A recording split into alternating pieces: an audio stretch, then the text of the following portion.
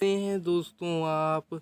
आज मैं लेकर आया हूँ आपके लिए कक्षा 12 अर्थशास्त्र कला एवं वाणिज्य संकाय का सॉल्यूशन, जो कि 100 नंबर का पेपर है आपका।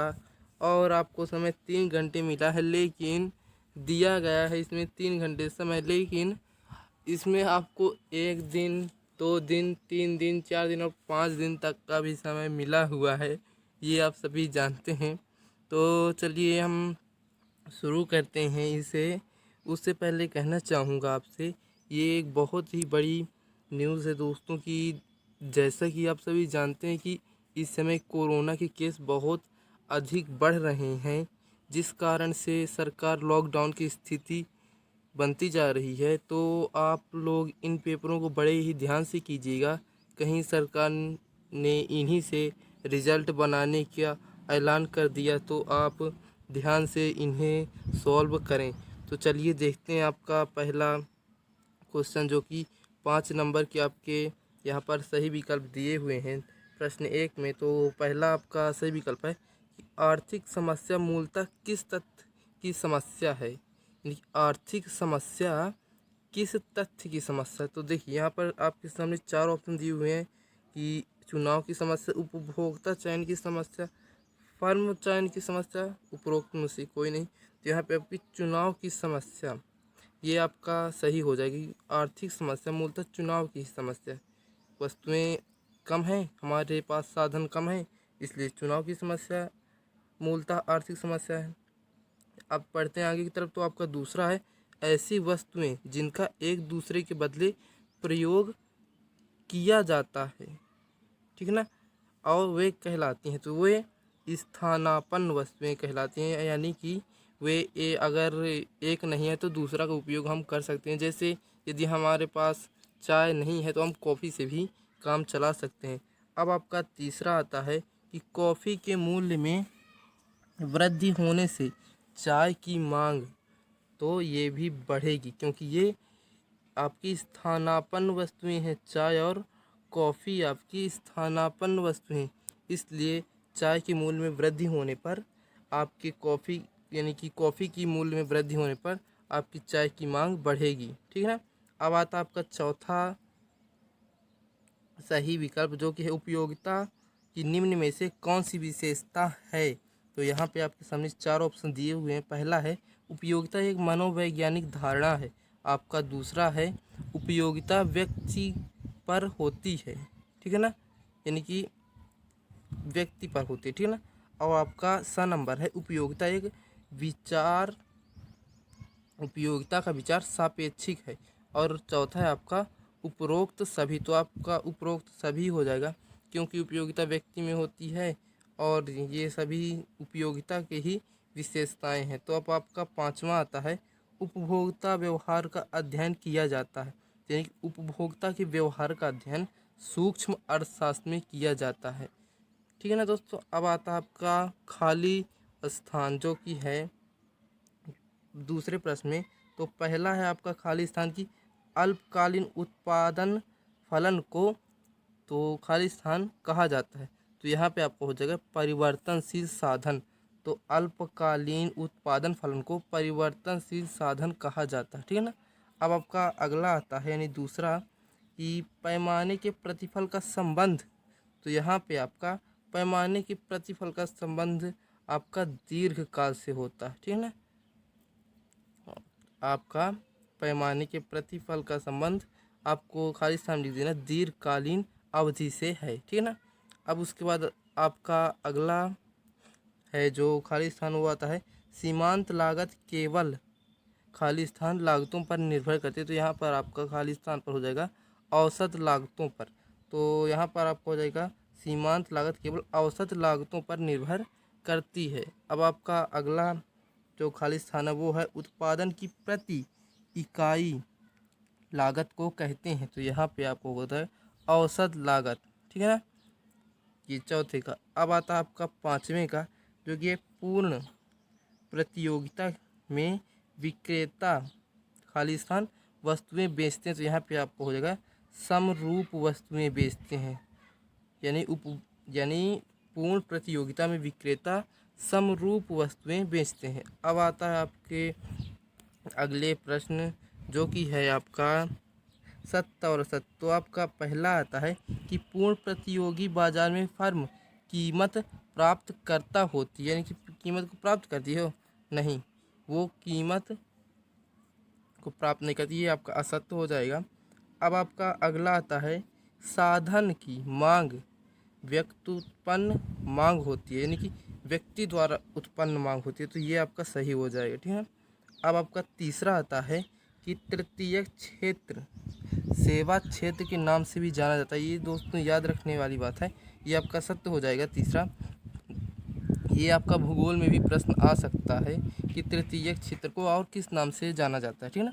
अब आता है आपका चौथा सत्य असत्य। तो यहाँ पे है आरबीआई जनता का बैंक है, तो ये आपका गलत हो जाएगा दोस्तों, क्योंकि आरबीआई जनता का बैंक नहीं है। ठीक है ना। और ये आरबीआई बैंकों का बैंक है। ठीक है ना। अब आता है आपका पांचवा, जो कि व्यावसायिक बैंक जनता की जमाएं स्वीकार नहीं करते हैं, तो ये आपका असत्य हो जाएगा। व्यावसायिक बैंक जनता की जमाएं स्वीकार करते हैं। अब आपका आता है चौथा प्रश्न, जो कि है एक वाक्य में उत्तर। तो यहाँ पर आपका हो जाएगा, पहले का जो प्रश्न है वो है आरबीआई का पूर्ण रूप लिखिए। तो आरबीआई का आपका हो जाएगा रिजर्व बैंक ऑफ इंडिया। ठीक है ना दोस्तों। अब आपका आता है दूसरा, जो कि है एसबीआई का पूर्ण रूप लिखिए। तो आपका इसका हो जाएगा स्टेट बैंक ऑफ इंडिया। अब आपका अगला आता है कि भारत का वित्तीय वर्ष क्या है। तो यहाँ पर आपका हो जाएगा 1 अप्रैल से 31 मार्च तक भारत का वित्तीय वर्ष कहलाता है। उसके बाद आपका है चौथा, जो कि बजट के अवयवों को लिखिए। तो ये हम नेक्स्ट पार्ट में इसको कवर करेंगे दोस्तों, क्योंकि ये नहीं मिल पाया है। तो अब आता है आपका पांचवा, जो कि बजट, भारत में बजट की अवधि क्या होती है। तो यहाँ पर 1 वर्ष में भारत की बजट अवधि होती है। ठीक है ना दोस्तों। अब आपका आता है सही जोड़ियाँ, यानी पांचवा प्रश्न, सही जोड़ियाँ बनाइए। तो यहाँ पे आपका है प्रत्यक्ष कर। तो आपका प्रत्यक्ष कर हो जाएगा आयकर विभाग वाला, यानी कि आयकर विभाग प्रत्यक्ष कर है। अब आपका दूसरा है व्यापार संतुलन, यानी कि व्यापार संतुलन। तो यहाँ पे आपका हो जाएगा केवल दृश्य मद ही व्यापार संतुलन में शामिल किया जाते हैं। अब भुगतान संतुलन में आपकी दृश्य और अदृश्य दोनों मदें शामिल की जाती हैं। लेनदारी, लेनदारी में आपका हो जाएगा वस्तुओं का आयात। ठीक है ना। और देनदारी में आपका हो जाएगा वस्तुओं का निर्यात। ठीक है ना। अब आपका अगला प्रश्न, जो कि है छठवां प्रश्न, वो है सीमांत उपयोगिता किसे कहते हैं। तो चलिए इसे देखते हैं। तो यहाँ पर सीमांत उपयोगिता की परिभाषा लिखी हुई, सीमांत उपयोगिता। ठीक है ना। तो कभी कभी मनुष्य को अपनी आवश्यकताओं की पूर्ति के लिए किसी वस्तु की एक से अधिक इकाइयों का उपभोग करना पड़ता है।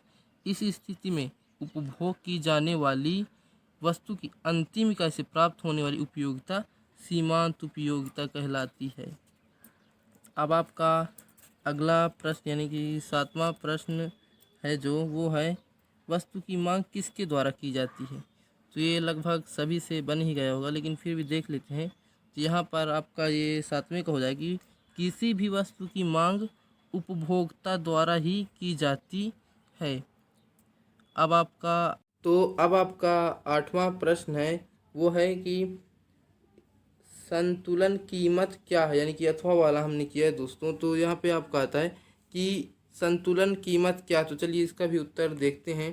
तो यहाँ पर आप देखेंगे किसी वस्तु की मांग व उसकी पूर्ति जब बराबर होती है तो उसे ही संतुलन कीमत कहा जाता है। ठीक है ना दोस्तों। अब आपका अगला बढ़ते हैं, यानी कि 9वें की तरफ, कि प्रति व्यक्ति आय किसे कहते हैं। तो अब देखते हैं इसका उत्तर। तो यहाँ पर आपका हो जाएगा कि किसी राष्ट्र की एक वर्ष में व्यक्तियों की औसत आय को उस राष्ट्र की प्रति व्यक्ति उठती आय कहते हैं। अब आपका ये 9वां कंप्लीट हो गया। अब बढ़ते हैं हम 10वें प्रश्न की तरफ। तो यहाँ पर आपका 10वां प्रश्न है कि संतुलन बजट किसे कहते हैं, यानी कि अथवा वाला इसमें किया गया। तो संतुलन बजट किसे कहते हैं, संतुलित बजट। तो अब आगे बढ़ते हैं और 10वां देखते हैं। तो जो यहाँ पर आप देख सकते हैं, जब अनुमानित आय व अनुमानित व्यय बराबर होते हैं तो उसे संतुलित बजट कहा जाता है। ठीक है ना दोस्तों, यानी कि जब सर यहाँ पर अनुमानित आय व अनुमानित व्यय बराबर होते हैं तो उसे ही संतुलित बजट कहा जाता है। अब आपका प्रश्न नंबर 11 है, जो कि है कि पूरक वस्तुएं किसे कहते हैं, उदाहरण द्वारा समझाइए।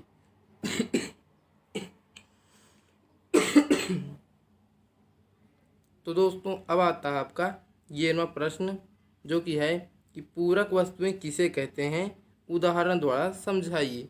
तो यहाँ पर अब चलिए देखते हैं 11वां प्रश्न का उत्तर, जो कि है कि वे वस्तुएं जिनका उपभोग या उपयोग हम एक साथ ही करते हैं तथा एक के बिना हम दूसरी वस्तु का प्रयोग नहीं कर सकते हैं, है ना, उन्हें पूरक वस्तुएं कहते हैं। ठीक है ना, यानी कि उदाहरण के तौर पर कार और पेट्रोल, यानी अगर कार नहीं रहेगी तो हम पेट्रोल का क्या करेंगे, और यदि कार हम लेते हैं तो पेट्रोल भी हमें लेना ही पड़ेगा। तो दोस्तों ये थे आपके प्रश्न 11 तक, और अगली वीडियो में हम कवर करेंगे आपके नेक्स्ट पेज के सभी, यानी कि इसके केवल 2 ही पार्ट बनने वाले हैं। तो ये पहला पार्ट था, अब अगले पार्ट में हम इसे फुल कंप्लीट कर देंगे। तो चैनल को सब्सक्राइब करिए, वीडियो को लाइक करिए और बेल आइकन को ज़रूर प्रेस करिए, जिससे जैसे ही नेक्स्ट पार्ट अपलोड हो तो आपको पता चल जाए और आप पेपर जल्दी से कर पाएँ। Thank you.